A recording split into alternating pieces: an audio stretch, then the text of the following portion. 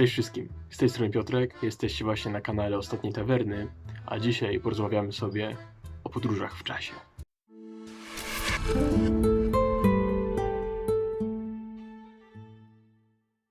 Tak naprawdę nie będziemy rozmawiać o podróżach w czasie, tylko o grze planszowej, która ten temat porusza, a mianowicie jest to gra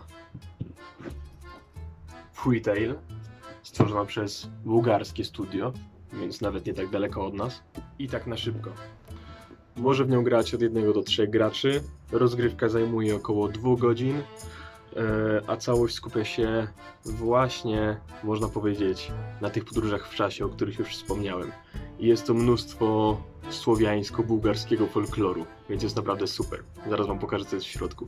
Cały setup gry i przygotowanie do rozgrywki będziecie mogli zobaczyć prawdopodobnie na przebitkach, które teraz się pokazują.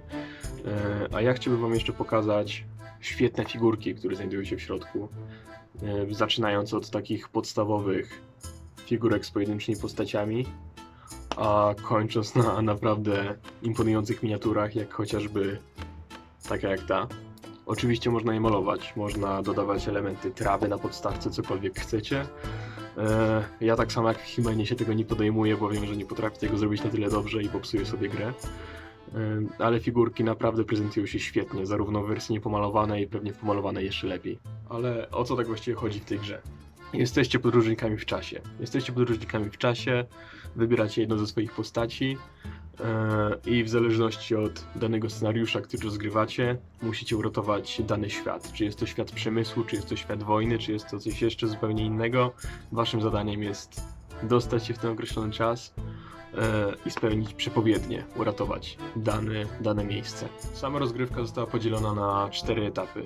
Etap przepowiedni, fazę przeszłości, teraźniejszości i ewentualną fazę przyszłości. Rozgrywkę zaczynamy od wybrania kart przepowiedni, czyli fazy przepowiedni. Podczas tego etapu wybieramy swoich bohaterów, dostajemy takie śliczne karty bohaterów z bardzo wygodnym systemem zaznaczania wszystkich statystyk, oczywiście nasze figurki.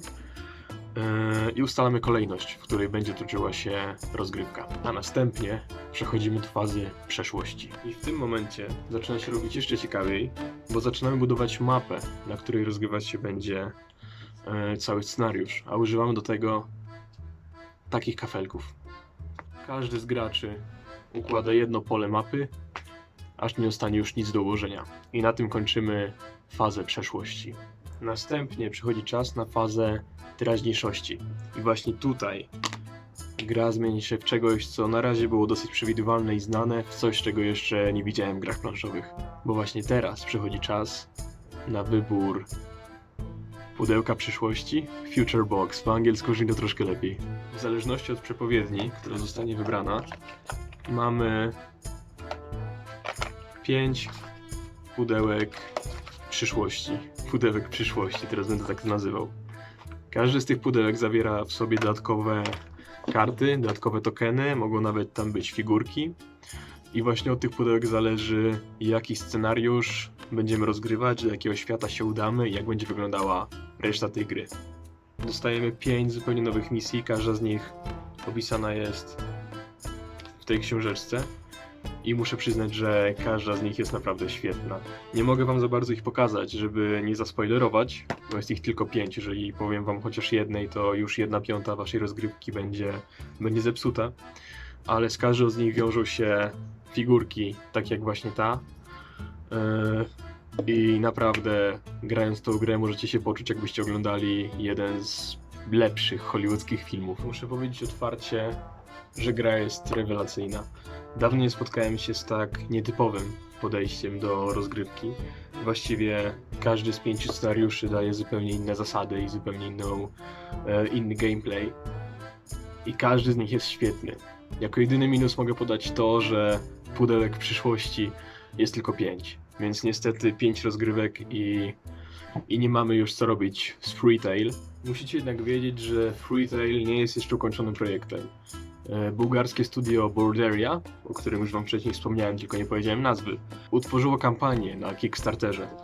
Więc jeżeli chcecie, jeżeli zainteresował was ten projekt, możecie wesprzeć twórców A nawet teraz, przed chwilą sprawdziłem sobie na stronce, że już w tym momencie twórcy oferują wersję z 10 scenariuszami i pojawiają się ciągle kolejne tak zwane expansion packs, w których znajdziecie kolejne opcje rozgrywki, kolejne pudełka przyszłości.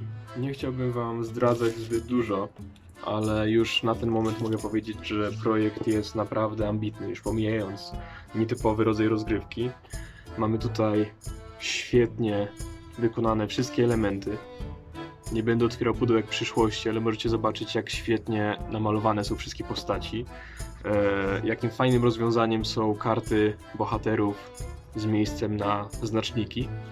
W trakcie tego wszystkiego, co mówię, lecą przebitki, gdzie możecie zobaczyć, jak dokładnie wygląda wszystko to, co znajdziemy w pudełku, ale chciałbym zwrócić uwagę na każdą kartę z osobna, bo naprawdę są one wykonane ślicznie. Akurat do mnie bardzo przemawia tego typu stylistyka. Myślę, że wszyscy miłośnicy Wiedźmina także się tutaj odnajdą, gdyż w całym Freetail możemy zobaczyć bardzo dużo inspiracji tą uwielbianą, tak zwaną słowiańszczyzną, którą podobno dało się zaobserwować w książkach Sapkowskiego. I dlatego myślę, że Freetail może się bardzo dobrze przyjąć w Polsce, zwłaszcza tutaj, chociaż na przykładzie Wiedźmina widzimy, że słowiańskość sprawdza się bardzo dobrze na całym świecie. Dobra, wydaje mi się, że pokazałem wam wszystko to, co mogę pokazać, nie psując wam ewentualnej rozgrywki. Ja z całego serca Freetail polecam, bo naprawdę już dawno nie spotkałem się z tak nietypową, wyjątkową i oryginalną grą. Gra się bardzo płynnie. Zasady, mimo tego, że są dosyć skomplikowane, da się w miarę szybko opanować, a wykonanie tej gry to naprawdę mistrzostwo świata. Jeżeli jeszcze tego nie zrobiliście, zapraszam was na Kickstartera Bordery. Obserwujcie, wspierajcie, pomóżcie w tym projekcie, bo naprawdę warto. A ja już teraz zapraszam was na kolejne filmy na kanale Ostatniej Tawerny. Zachęcam do subskrypcji i widzimy się już niedługo. Na razie.